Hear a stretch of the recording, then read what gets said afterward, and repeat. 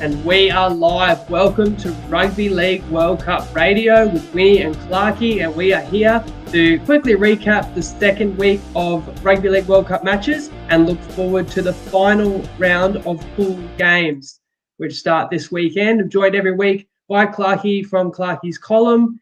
And Clarkey, been a pretty good World Cup so far. How are you enjoying it?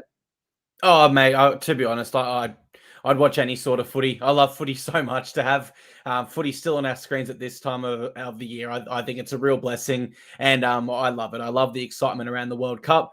It's just something special about whether your team scores, whether your nation, that is, scores, whether they win by 50. There's just a sense of pride that comes with it. I love it. And it's going to heat up once we get to the knockout phases, but we do have a round of pool games to complete it before then. So for half the teams in the competition, it's going to be the last time we get to have a look at them. Not all the positions are sewn up, but we're going to talk all about that. But one of the key topics of the second week was these massive score lines. Before that, I just wanted to address as well. I was pretty much all right 7 days ago. We did the week 2 preview. It didn't go as well with my tips. I think after winning 5 out of 5 last week, I came back down to earth and won 3 of 7. But we did win our special bet, which was the Kangaroos and Kiwis to combine for 70 points, which was pretty exciting. They got 74. But then I got struck down by COVID. I was a bit rough way about 6 days ago. So I've had COVID. The only reason I say that, I've still got a tickle in my throat, and it's really annoying because when I'm saying something, it might sound like I'm about to laugh at my own joke, but it's actually just my throat tickling me. And another thing I wanted to mention was it's hammering down with rain where I am, if you can hear that. So Clarkey, did you have an issue with the blowouts? You know, some people criticize the World Cup and say this is the problem, and these teams shouldn't be playing each other, and no one wants to watch that. Do you have an issue sitting down watching, for example, the Kangaroos win 84-0, and in general, a lot of non-competitive matches, to be fair? It's a tough one, and it actually has prompted response. That's why I was looking down while you were speaking. International Rugby League Chairman Tony Grant said that he's just celebrating nations playing and embracing the wonderful talent we have on show, and I'm not concerning myself with the scores, he said. Now, I can definitely understand that perspective. I think everyone in footy should love having footy on our screens at this time of year. But then there is a genuine concern when we look at the aim of the World Cup, what we're led to believe, and the NRL's focus, as per Peter V'landys, is to grow the game internationally.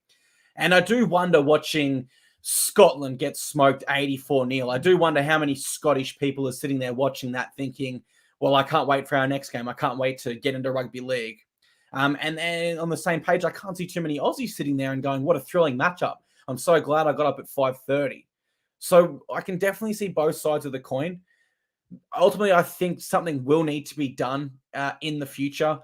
If I can sit on the fence and see both perspectives, I will. But if you want me to give an answer, I will say 4 or 5 World Cups from now, people are going to be evidently very, very sick of blowouts, and there's not going to be much viewership. It's going to be known as a bit of a tri-nations. Pick New Zealand, England, Australia. It's one of those 3. It kind of already is at that point. But with the trajectory that we're on, I can see it getting worse. And so I do think they will need to intervene and come up with something. What they do, I don't know. I couldn't answer that. But if I had to give an answer, that'd be my take. Because as a fan, I watch every minute of every NRL game. But, some of these big blowout games, you really can watch the KO or Fox Sports Mini, 20 minutes condensed of a blowout. You're going to see all the tries, and you're really not going to miss much because there isn't a lot of tension in between. And look, you can still enjoy the World Cup, and if you've had your multi on, or if you've bet the line, Australia covered the 66.5 point line, you'd be excited. New Zealand's line against Jamaica was 70, 72, 74 in places. They didn't cover it. So that is where there can be some excitement still when the result is obviously beyond doubt. Now, some comments coming through. Tonga Sports says, love your work. James says, the blowouts are rubbish. Not much can be done. Dan says, great for the smaller nations going up against the best. That's what you aspire to. And you see players that are going up against their heroes. And that is kind of cool. Brody saying, how can the lower teams get better when they're playing against if they don't play the high quality and get some harsh lessons? Austin says, wouldn't it be interesting to see another nation get the cup? I don't know if that means to win or to host, but I'm going to throw at you completely unprompted my solution. I'd love to hear your guys' comments about this. All right, would this be a better World Cup? This is my changed up format that I'm throwing mid-World Cup, and I'm saying, would we have had a better World Cup if these were the pools? So if we have, the way I look at it, we have 5 powerful teams. So why couldn't we have Pool A, the Power 5, New Zealand, Tonga, England, Samoa. Pool B, put the next tier of countries in, PNG, Fiji, France, Lebanon, Cook Islands. And Pool C, put the emerging nations, Greece, Ireland, Scotland, Wales, and Italy. Now, I'll just explain this. Obviously, when you have lopsided groups, people are going to say, but how does the knockout stages work? That's not going to be fair. So in my proposal that I've just made up, you can tell I've spent a bit of time thinking about this.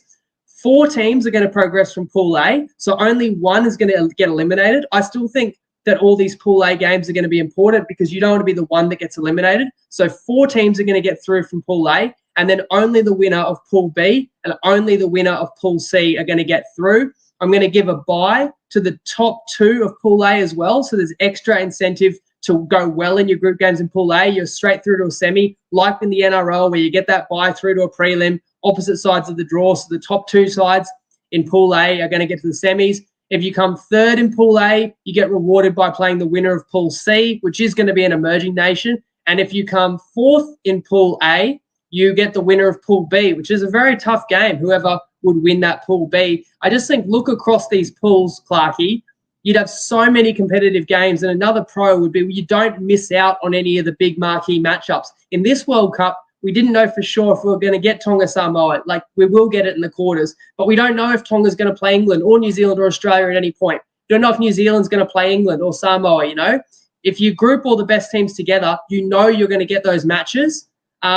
Your response, Clarkey, you haven't seen this before in my idea. Am I crazy? Or would that be a better tournament? I think it would be a better tournament through the regular rounds because we're going to get more competitive matchups to watch there. Ultimately, it still leads to the end result because the teams that are going to progress in Pool A from this are still likely to progress in this World Cup. In fact, I believe all 5 nations that are currently in Pool A there would progress as it currently stands. So I do think that we'll get the same result when it comes to the finals, as in the same nations would be playing, different matchups albeit. But I do think this leans to a more competitive rounds until we get to the knockout stages, which ultimately I think should be the goal because that still gives you a chance to grow the game. So I do agree with you on what you've put forward here. The reason I would suggest that the World Cup hosts aren't going this way is they kind of want to make it look like this is a World Cup where all these pools are so fair and anyone can win any game. But in reality, we simply know that's just not the case. I mean, if I was to bring up Top Sport right now and have a look at some of the odds for this week, and that's why, of course, we're bringing, when we have them up on the screen, the negative plus markets so we can add context. New Zealand, $1. England, $1. Fiji, $1.01. Kangaroos, $1. Lebanon, $1. The biggest outsiders this round, Winnie, is Tonga and PNG at $1.05. So I think the World Cup host should really look at what you're saying, look at the current mismatches that we're seeing in results and also in betting lines, and potentially to look to implement something like you put forward there. I think that's a really, really great idea.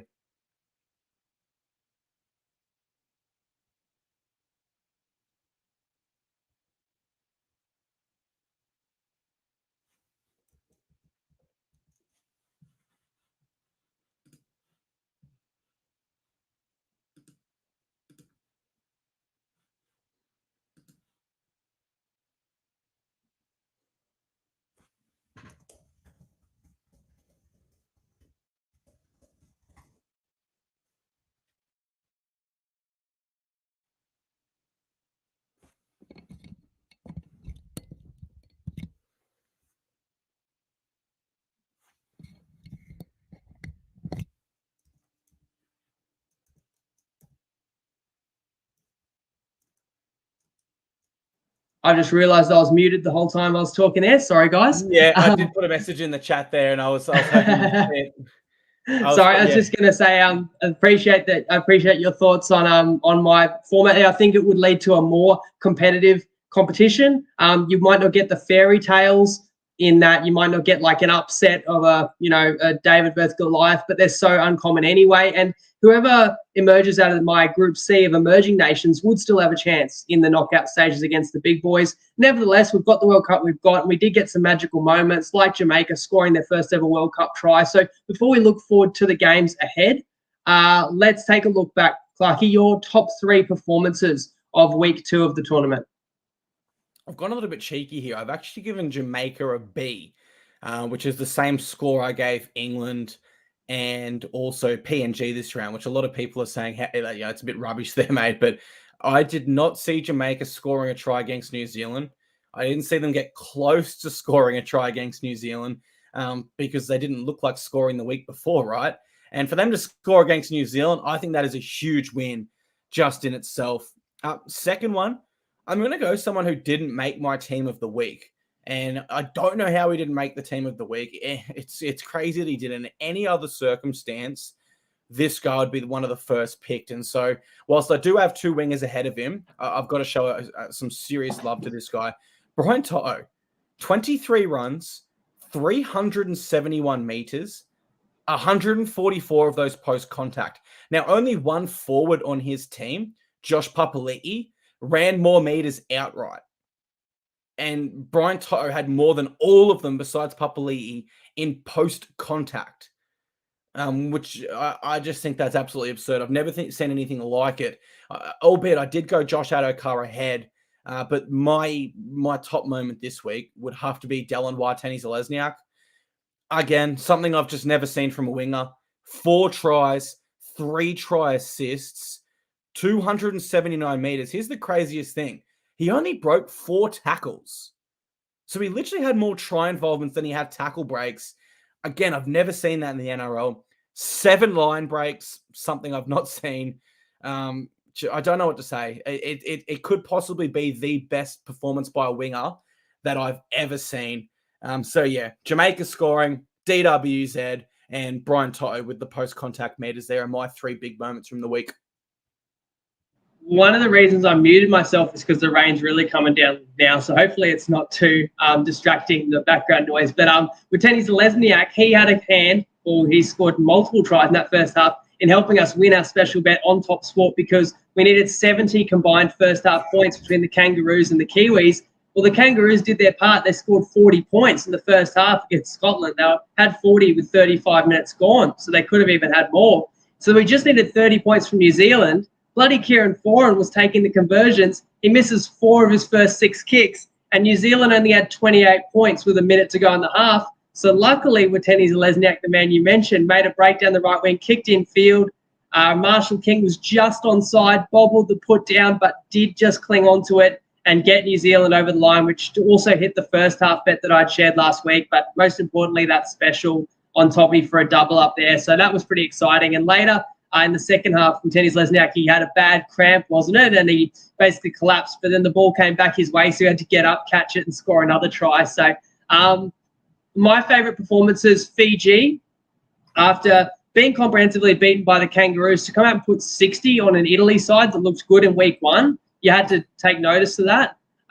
Lebanon for the second week in a row, really impressive. You were right about that game, Clarkey, and I think you had Lebanon progressing where I had Ireland, and Ireland were the favourites in that game against Lebanon, but they were second best. Lebanon without Dewey. In the end, his suspension was not overturned. We've got to mention Samoa. You obviously talked about To'o there, but to bounce back from getting beat by 60-odd or 60-odd put on you to put 70 on the next week, understanding the opponent, but still. And what about your favourite nation or your second favourite nation, PNG? They're just so physical, and they blew the Cook Islands away in the second half this morning when it was only 10-8 at halftime. Before we go through the games, we've got some tips. That's what I'm talking about. I'm not about to laugh. Sorry, it's just my throat giving me grief. One final word on the second round of games, and then a look forward to the upcoming matches from the bookie perspective, thanks to Top Sport. Hunters, it's Tristan Merlihan here from Top Sport, and we're into the final week of group stage football in the Rugby League World Cup. And It looks like there's been a bit of normality in the games that have just gone. The Aussies and the Kiwis both won comfortably. The Aussies covering the spread, which actually came back towards the plus when there was a little bit of wet weather around just before the game started, but the Aussies were way too good there. And then Jamaica scored their first try in World Cup history just to thwart the Kiwis' attempt of covering that line. Probably the closest betting game of the prior round was a Lebanon-Irish game where Ireland were very, very well backed early in the piece, and then there was a push back towards Lebanon just as the game started. So, but that was a very competitive betting contest, and Lebanon too good, which should see them proceed through to the next round. Just looking at a few of the games that we've got on the agenda for the last phase of group betting, where New Zealand have been well back to cover the spread against Ireland. It's been 41.5 out to 43.5. I guess this is a week where you've got to consider whether the teams are there just to finish off their campaign or they're going to put in for the full 80 minutes. That's going to be an interesting one to review. The other minus that's been well backed has been Fiji against Scotland. It's moved by 2 points in Fiji's direction. Actually, the Italian Kangaroos line is actually firm from 72.5 into 71.5. There's been a little bit of support for Italy at the plus, but probably the line where you've got to have question marks over the team's desire might be the Jamaican side, where it's moved from 40.5 out to 41.5. Lebanon, everything to play for. They'll be looking to put up a big number, and they have been maybe after Jamaica scored their opening try of the World Cup, maybe they feel like they've achieved what they've come out to do. So looking forward to the batch of games on this weekend. Then we get into the real big matches, which I think is going to have a different focus. So good luck if you're having a punt over the weekend, and make sure you gamble responsibly. So the first game of the final round robins is New Zealand, Ireland, and New Zealand are 44.5-point favourites. Clarkey, how do you see this one? Yeah, so New Zealand coming off a 68-6 win, and Ireland coming off a loss 32-14, but they were favourites in that. I think New Zealand will cruise to another victory here. I think that could be 50+. I'm pretty confident on that, actually. There's some big movements here that I really like. One is Jerome Hughes returns. Jared Waerea-Hargreaves returns. Britt Nakora moves to the centres. Now, I don't think that's going to be too much of an issue. If it was at NRL level, I think so, but it almost helps having a bigger body out there. And speaking of bigger bodies out wide, we have Nelson Asafa-Solomona going to back row, which I just think is horrible for Ireland players that might not be full-time players. I think that's a horrible thought, trying to stop him on an edge. I think Ireland's best forward this World Cup has been Jamin Jolliffe. He is out suspended. He's been averaging about 150 metres in the middle and 30 or so tackles. That's a lot of extra work. And we're not talking about that work being picked up by another person who's been playing Queensland Cup the whole time, raring for an opportunity at first grade. That workload is going to be picked up by someone who's a part-time player from Ireland, potentially. And that's a big ask to come into a World Cup and make those sort of tackles and run meters against someone like Jared Waerea-Hargreaves, etc. Injury news for New Zealand. They will miss Nia Corey and Moses Leota. I don't think they will miss them too much. They've definitely got the coverage there that they require. And Ireland, I mean, they know as it currently stands, their World Cup's over. They had their moment. They got a win over Jamaica. Awesome for them. But they got to know, right? Their World Cup's over. And so I can't see anything but a New Zealand flogging here. I think 44 points is too generous. If that line was at 56, I'd still take it. So I'll definitely take that at minus 44.5. That's my tip for this one. Well, New Zealand haven't covered a line yet because against Lebanon, they only won by just over 20. And then even last week, as I said, they beat Jamaica as comfortably as you like, 60-something in it. But the line was in the 70s. Now, you've mentioned the team list. What about Dylan Brown? Did I see he also returns to the Kiwis? I have. That's a big in. Did you mention that? Yeah. I didn't there, and Mulatalo as well didn't play last week. I saw his name. So they're strengthening up, right? Obviously, like want to tune up for the finals. And one of the reasons they probably didn't cover the line like last game was because it was a bit of makeshift halves. It was 4 and a half back. Not that Joey Manu can't play anywhere, but he was in the halves there. So I'm looking at New Zealand with these yes, and the goal kicking is a big issue. Right. When you want to cover these big lines, you're taking a lot of shots at goal. It makes a big difference. So I'm not sure who's going to replace Foran in that regard, but just about anyone would be better. Ireland, very disappointing last week. And at this point in the tournament, you wonder what they've got left in the tank. I've got a tip from the Padonis as well to share on this game. So I'll play what he's got to offer here, and then you can share any final thoughts you might have on this matchup. Hey guys, Padonis here, looking forward to the final week of pool action before the business end kicks in. And the 2 tips that I like this week. The first one I'll share is the New Zealand Kiwis to beat Ireland. The best price on that at the moment is minus 42.5 by Bet365. I think Sportsbet have 43.5 as well. As long as we can get under the key of 44 there. We were on Ireland last week for all those who followed. Apologies, there was a disappointing watch. They were never really against Lebanon. They were disappointing. I think in the aftermath of that showed where they're at the moment. Their forward leader and Liam Burns suspended for this one. So I do think they're going to struggle to match what the Kiwis can produce. And I think that for the Kiwis, there's a couple of players still fighting for spots for the later rounds. Overwhelmingly, they've been, you'd call it disappointing, just flying low so far in the tournament, haven't really put a side away or put together a consecutive 80 minutes. Jerome Hughes comes back, so whilst he might not hit the ground running, hasn't played for 6 weeks since Melbourne got knocked out in week 2 of the finals in the NRL, but he's only going to improve the side with Dylan Brown. It's their best halves combo. Hargraves comes back, which strengthens their forwards, and I just see too much points for them, and I can only see the line climbing, so that's the only way that I could look there. I like that one. I'll agree with the Padonis as well. Sounds like we all agree New Zealand to cover the line, and best line you can get is minus 42.5, 1.365. You heard there. Anything else on that one, Clarkey? We're going to move to England, Greece. Didn't know Liam Burns was out for Ireland as well. That makes me even more. And please don't give Kieran Foran the goal kicking too. Just don't do it. I mean, I shared you the video on Facebook. He's missed from in front before. Oh, I saw it last week. England, Greece, the line is 66.5. What are you looking forward to most in this one? Oh, this is a tough one. That's such a big line, right? And, you know, we're almost talking a point, just under a point a minute at that point. England are coming off a win over France of 42-18. They were clinical in that game. They were obviously very clinical against Samoa. We can't deny that at all. Greece coming off a massive loss, 72-4 to Samoa.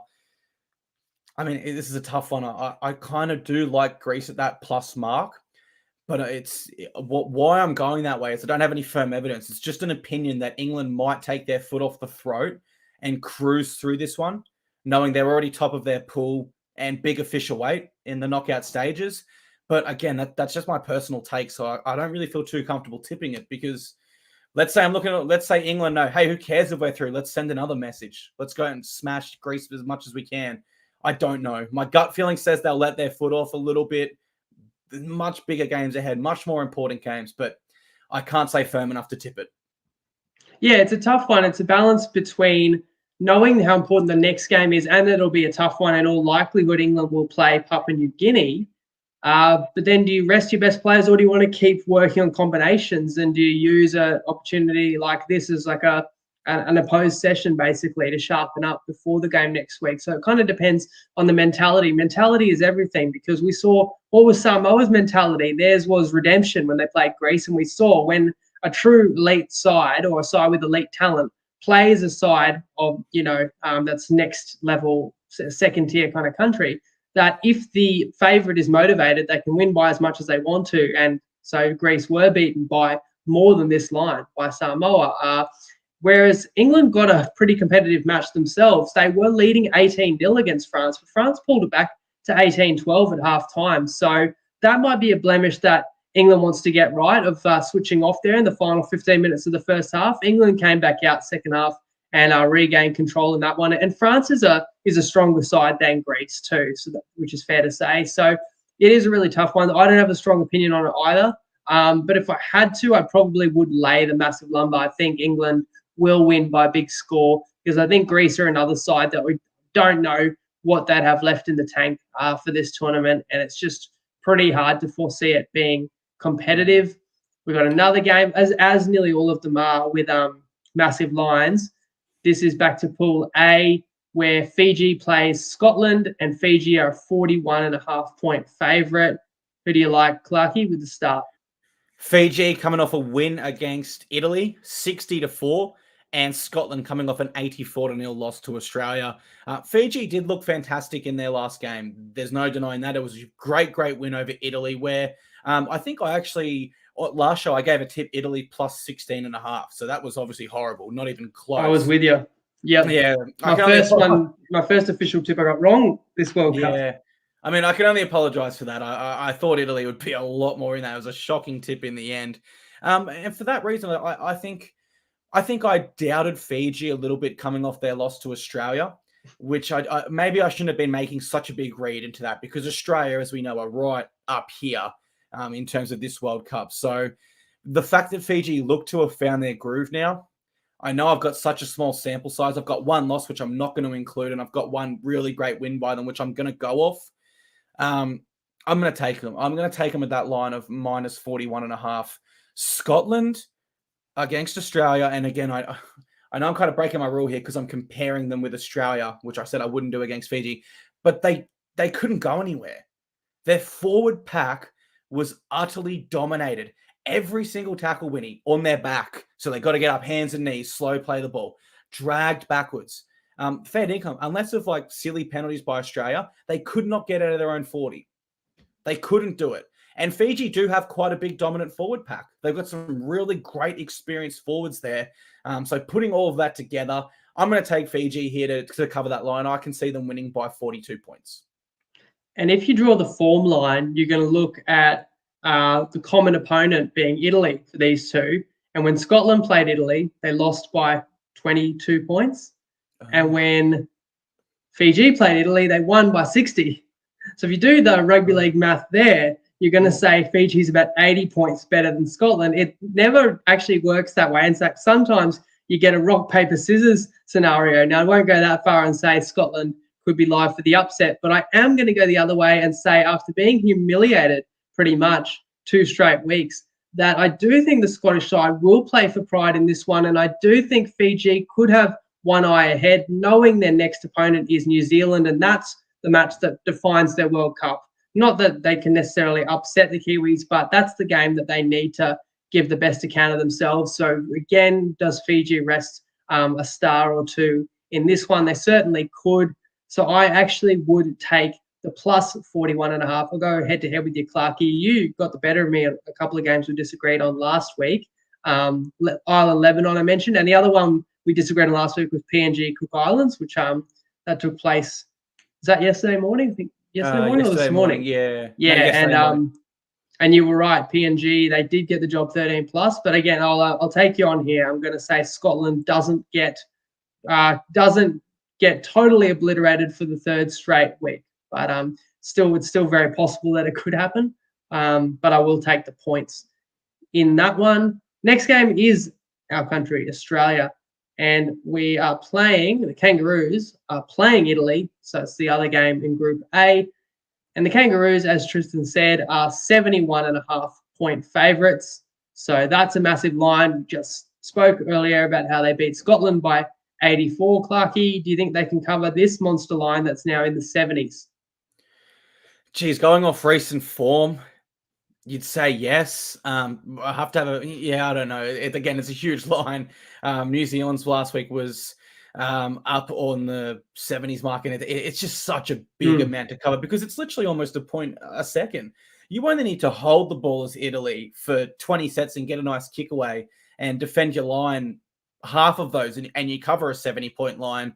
Australia coming off an 84-0 win, as I said, and Italy coming off a 54-point loss. The other component here for Australia and why we could see them at their absolute best is not only the pride of playing for Australia in the finals, but I'm not sure too many people know, there's actually a big incentive financially for Australia. Every game you pull on the Kangaroos jersey is $30,000. And so if you were to play your best against Italy here, have a great game. Let's use Nathan Cleary for the example, and he beats out Daly Cherry for the halfback jersey, which I think he will. That's a matter of $90,000 over the last 3 games there in the World Cup.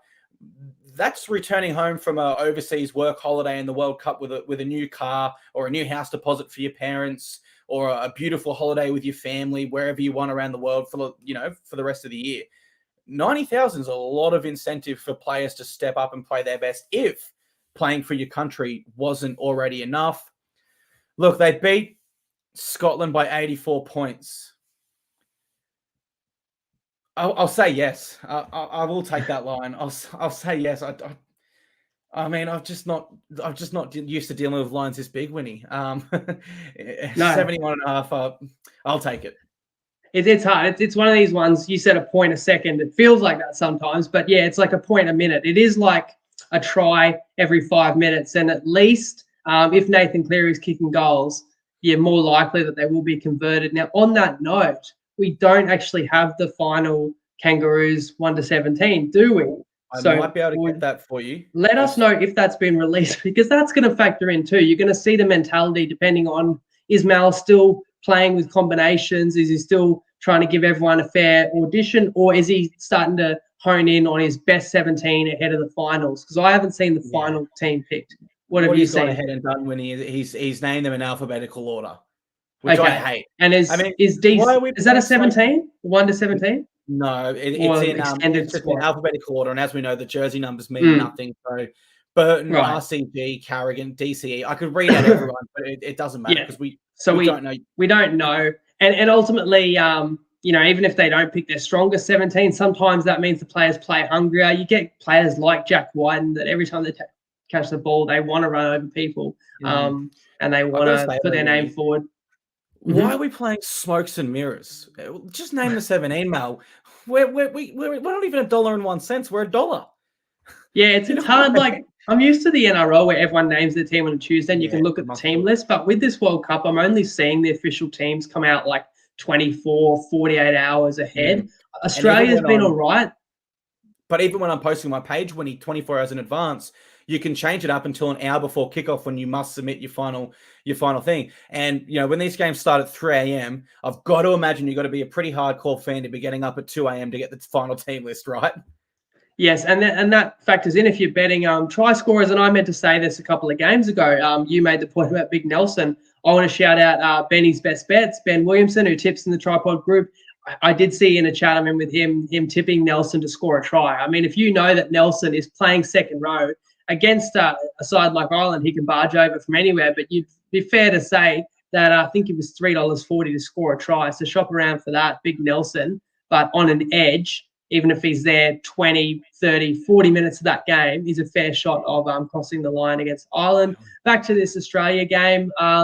Ultimately, I don't have a strong, confident tip on this one because I just think the Aussies can name their score. Like, they can cover it if they want to, but it's up to them how desperate, how ruthless are they going to be. With Italy, I've got one other question to throw at you, because I was disappointed, as I said, in them last week a little bit. I thought they could be competitive with Fiji, but they were way off the pace. I guess the writing was on the wall when Italy beat Scotland and we took notice and we said Italy looked good against Scotland, and Fiji, were held in check against Australia. And then when Australia won 84-0, that was before Italy played Fiji. You probably could have realised then, actually, what does that Italy win over Scotland really mean when you see the difference? And sure enough, Italy beat by 60. But my question is, why has Cooper Johns not gotten a run yet? I mean, he might not be a star by NRL standards, but still a guy that played multiple games for the Melbourne Storm last year and can't get in this Italy side unless he gets picked in this one. I don't know if you heard any mail on that. I'm just curious because he's one of the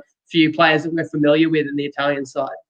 So he actually withdrew with no notice about a week before, and it appeared as a one-liner on the NRL website saying that Italy would be without star halfback Cooper Johns, who was withdrawn for personal reasons. So it wasn't public news anywhere. It was just one line on the NRL website.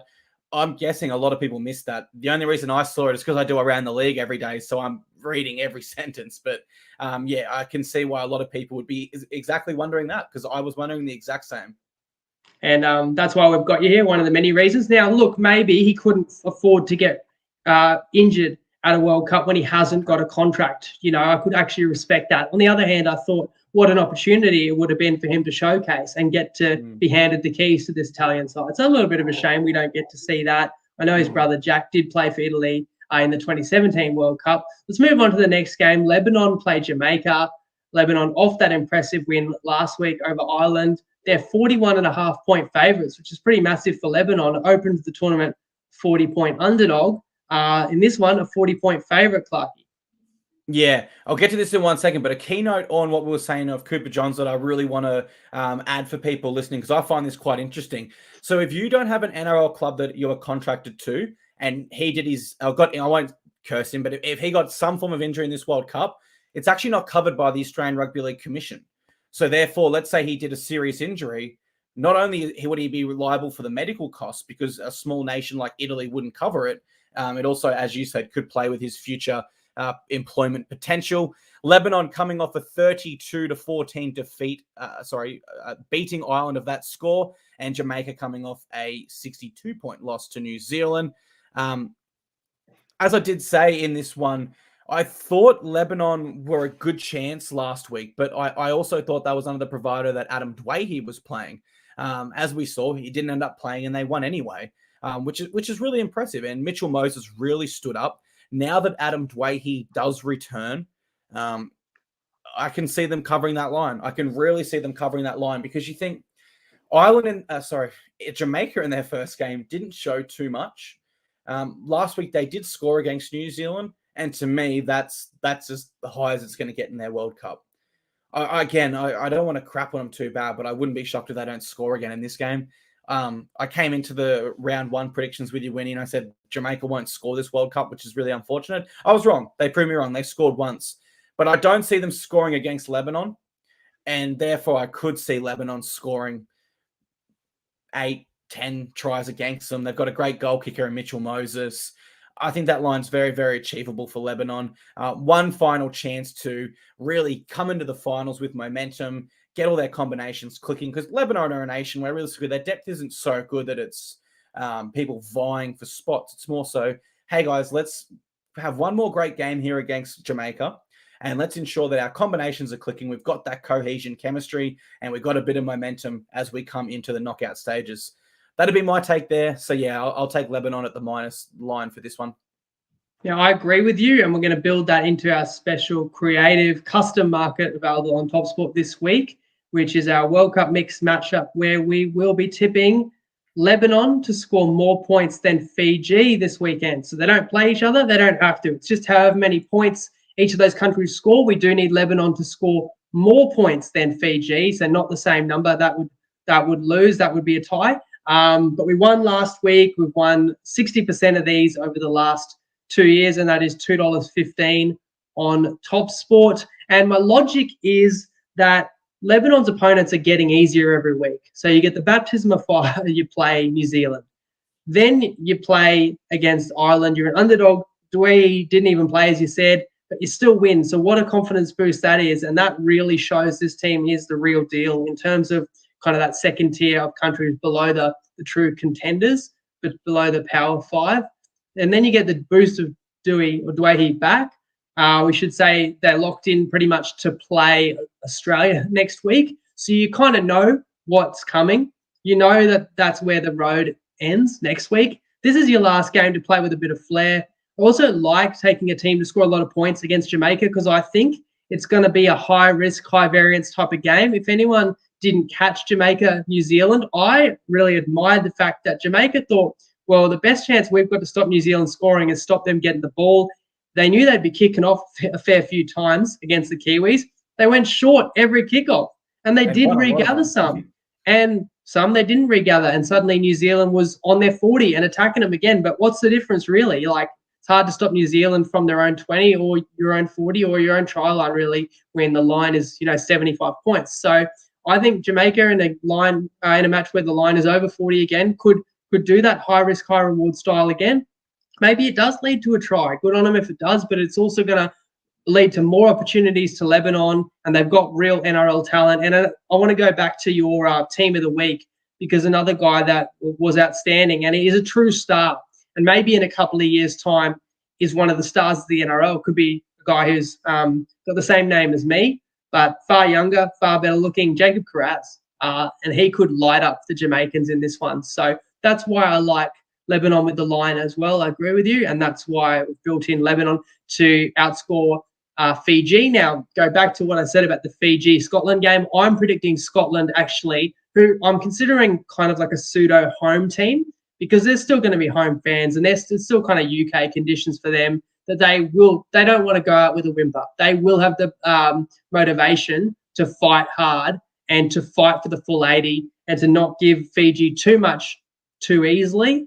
So I think they can restrict the Fijians hopefully maybe below 40 points, and that's the kind of number that I think Lebanon can eclipse for us at $2.15 on Top Sport. If you like that one, you can use the code TRIPOD. Next game is Tonga Cook Islands, which could be the most competitive of the lot for this week. Clarkey, how do you see it? I actually don't see this one being too competitive, if I'm honest. And I straight away, I'm going to say I love that 26-point line. Now, there's two key components as to why I feel that way. Number one, it's a short turnaround for Cook Islands. Now, they're playing on Monday, and their last game was yesterday. Maybe the time, I don't know if I'm seeing that right. That seems like a short turnaround, right? I mean, they played yesterday. That gives Thursday, Friday, Saturday, Sunday, 4 days until they're playing again. So I think that that's going to be a factor. And it's not like they played Wales. I mean, they played PNG, the toughest team you can play. They know how to whack those boys. So it's a short turnaround. Tonga have still not found their groove, even over Wales. They were 100-1 favourites, the commentators said. You'd expect a more dominant scoreline. But this week, they will have Jason Thomalolo, Will Hopewadi, Moses Sully. They're all expected back, as is Saliva Havili. And there's another player which escapes my mind, which could come back. It's not locked in. I believe when you look at this and just the fact that Jason Tamalolo is going to be there and the experience, and he's their captain, and he's the one that started all of this success in recent years for them by leaving New Zealand to play for them, I think they're really going to step up. I think they're going to find their groove here. Isaiah Katoa as well is expected back. They're young half. I think they look a lot better with him there. So there's a lot of reasons to love Tonga in this matchup, just off the back of players coming back. And if I cast my mind back a few years ago in the NRL, in the International Nines, Cook Islands defeated Tonga. It was a big shock.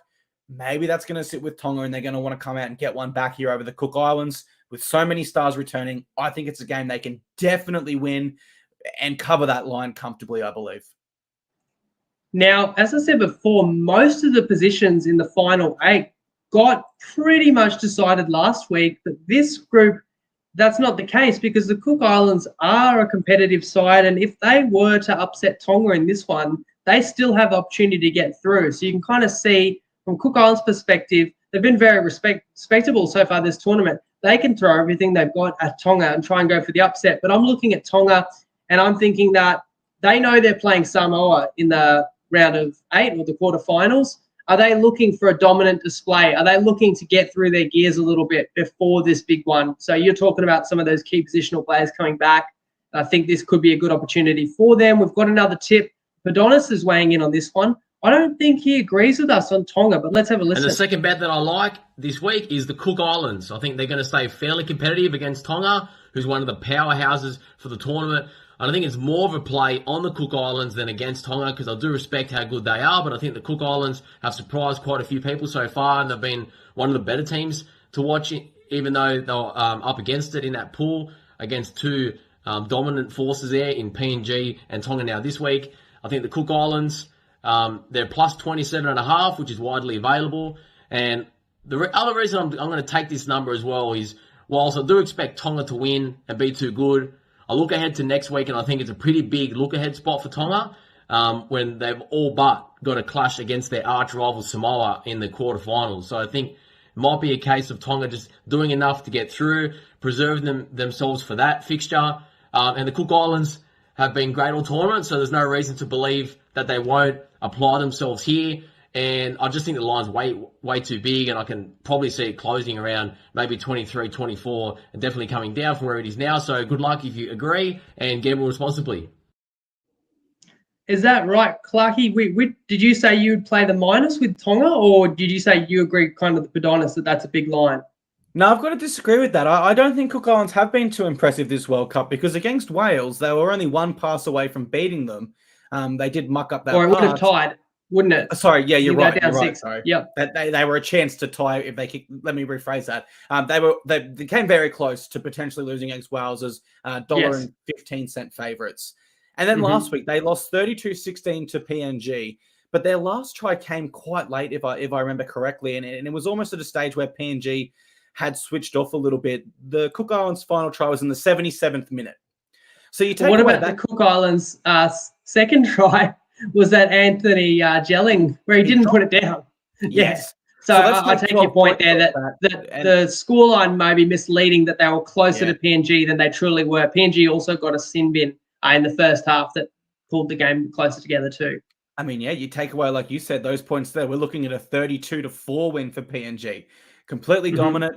They should have done a lot better against Wales in the first round there. I can't agree with that one. I don't think Cook Islands have impressed me too much this World Cup. They've had some great moments, no doubt. But overall, over an 80-minute performance with the amount of confidence that Tonga are going to be having, the fact they haven't quite found their groove yet, it's not as if they can really rest on their laurels and go, oh, well, we're through. We've got Samoa next week, because they haven't really played a good game yet. They're still trying to find that momentum. They need to build it. I think this is a game where they can definitely build that momentum. Yeah, I kind of feel the same way. Tonga were about this magnitude of a favourite in the opening game against PNG, and that was only a 6-point game. And then they were, a week ago, 33-point favourites against Wales. But within a day, that line was up in the 40s, but they didn't end up covering it. In fact, if you watch the Tonga-Wales game, Tonga scored kind of back-to-back tries. Dave Fafita just gets to the line and it gets awarded a try, and then Kolo Matangi in just before half-time that changed the game. They were actually losing before that point. And then they took control in the second half. But you're right. So it's a tough one. And Penonis makes a point that I made earlier. It's like, is a team going to not show everything they can do and just cruise because they've got their eyes on next week? Or are they really going to want to flex their muscles to be, in prime form next week? And we don't know the answer to that. It's a mentality thing. And it's part of what you're trying to calculate in your mind when you're assessing these games. And especially if you are punting on them. Couple more to cover. Samoa, France. And Samoa, a 27.5-point favourite. So a very similar line to what we've just discussed with Tonga. Which way do you see this one, Clarkey? Yeah, Samoa coming off a 72-4-point win over Greece, and France coming off a 42-18-point loss. This game here will determine who moves forward in that pool. Both have one win. I can't remember who France beat, off the top of my head, but they do have Greece. A win. Okay, they beat Greece. Yep. And Samoa beat Greece. England's already at the top of this pool, but second place does progress. So this determines that. I think after last week's showing, Samoa are in a great spot to progress here. You have to imagine that they're riding with confidence after that win. They went back to the drawing board after a devastating loss, and they recovered really, really well. Jerome Luai was involved in everything. My tip for this game, I'm not too sure about the line there, just because there's such mixed form for Samoa. There's a huge loss and a huge win. But given this is a must-win game for Samoa to progress, I'm going to throw up a try scorer if he's named in the team sheet. I expect he will be. And I expect you're probably guessing who I'm going here, because this guy always seems to score in big games. He was my tip in the grand final to score this year as well. He was my tip in the grand final the year before that when he got an intercept from Cody Walker against the Rabbitohs. I'm going to go Stephen Crichton. I'm not too sure how much odds will be there. If it's $1.80 above, I like it a lot. But if it's somewhere down like $1.30-ish or something, I wouldn't take it. But if there's a bit of value there, Stephen Crichton seems to always score in those big games. But yeah, price depending. That's my tip for this one, Winnie.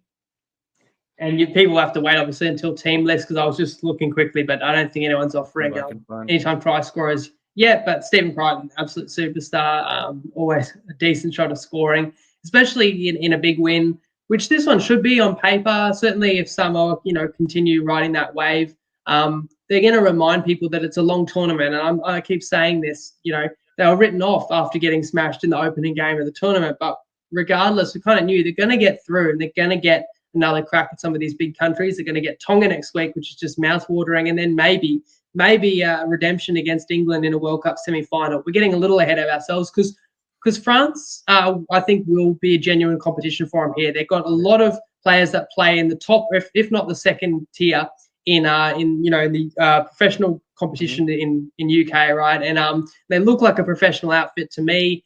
And I thought they did keep that game close against England, and there was a back-breaking intercept try by England in that second half where France were applying the pressure and could have scored, and instead Dom Young took it the other way and kind of cracked the game open. So, and in saying that, they still covered the lines. So I actually think France might do that again. I'll lean to the French plus the 27.5 in this one, funnily enough, because I think they're a totally different class to Greece. So just because Samoa flogged Greece, it doesn't guarantee that they're going to be able to repeat it again. And this one, as Papu Hart says, Luai for 2 tries. And I'm just going to remind people too, for this French side, Trent Robinson is involved with this nation. He's their director of football. He's not coaching, but certainly having him around training to give those tips and pointers. And another thing I noticed, the commentators said in their loss to England that this is the difference between part-time players and full-time players. Only one player in this French squad doesn't play full-time professionally in a top tier in either France or the Super League. So we're dealing with a side that does play professionally full-time, all bar one player in their squad when we look at this game against Samoa. That's why I would actually lean with the handicap, even though like your typical NRL followers may not know any of the players' names. But we know a few of the PNG players, and they play Wales in the final pool match. And PNG are 24.5 point favourites. And I believe if you look at both these sides, their opening 2 matches, both have covered both their games. So in terms of the handicap, if you took PNG, you covered in the first game, and they won, as we know, they beat the Cook Islands by the start last game. And Wales have been underdogs in both their matches and lost both, but keeping them both within the handicap. Can they do it a third time, Clarkey? This one's really tough for me to tip. This one's probably one of the toughest this round. PNG coming off a 32-16 win over Cook Islands. Wales coming off a 32-6 point loss to Tonga. I think PNG have shown that they are probably on another level this World Cup to Wales. Particularly, you think they were had some unlucky calls against Tonga, but they were in that game for all of it. And then they were impressive last week against Cook Islands, where the line was, I think they had to win by 14 or something. Right. And they did cover that, I believe, in the end. So they've been impressed me this World Cup, but I think 24, that's more than 4 converted tries they would need. I definitely think they're capable of it, and I do love PNG, so I'll go ahead and tip that line. I think that they could win this by more than 4 tries. Wales haven't shown too much this World Cup, and even their captain, I mean, he's a firefighter in Wales. He's not quite a full-time player. I'm just going back to their results. Yeah, they lost 26 points last week to Tonga, and in round 1, Wales lost 12-18 against Cook Islands. Yeah, they were in that one. It was close. Mm-hmm. PNG did just beat Cook Islands comfortably. Was it comfortably enough to justify a 24-point line? I don't know. I'm really on the fence for this one. I don't think I can give an official tip, but my heart is leaning with PNG to cover that line. But not an official tip, guys. Please don't hold me to that. Yeah, I don't have an official tip on this one either, but the way I would execute it would be that if Wales can keep it close, I think it's more so in the first half. I think that PNG is such a physical side, and in the same way that they overwhelmed the Cook Islands this morning and blew them off the park in the second half, we can see that happening in this game. So I would take like a plus 10.5 first half with Wales rather than a 24.5 for the full game, because my logic is if they're down 2 converted tries or more at halftime, I'm not feeling confident at all they're going to keep it within 24 anyway. I think it's all about strong start. And then I do think ultimately they're not going to be able to match the physicality of PNG, and PNG will just be relentless for 80 minutes. It's what we've seen out of them in the previous 2 games this competition. And PNG will win it comfortably with a strong second half. So alternatively, if you like PNG, maybe you play the PNG second half line and you might try and find a minus 13.5 for the second half. So that would be my advice for how to execute that. You can check out any tips that I do post up in the Tripod group. But thanks again, Clarkey. That was our preview of completing the group stages. So we'll be back 7 days from now to preview the knockout rounds, which will be really exciting as well. It'll be less footy to talk about, but some even bigger games. If anyone's having a punt, of course, do it responsibly. Enjoy all the action. Let us know your thoughts, anything you agree or disagree with, or any tips you've got. Clarkey, anything else to sign off with? Thanks for tuning in. Listeners, any further questions, reach out to my Instagram at Clarkey's RL column. Any questions regarding the games. And if not, I'll see you guys on the match post. And if not, I'll see you in the Tripod Facebook group. Talk all the bets there. Cheers, Clarkey. Enjoy the footy, mate. And I'll talk to you next week. Cheers, Winnie.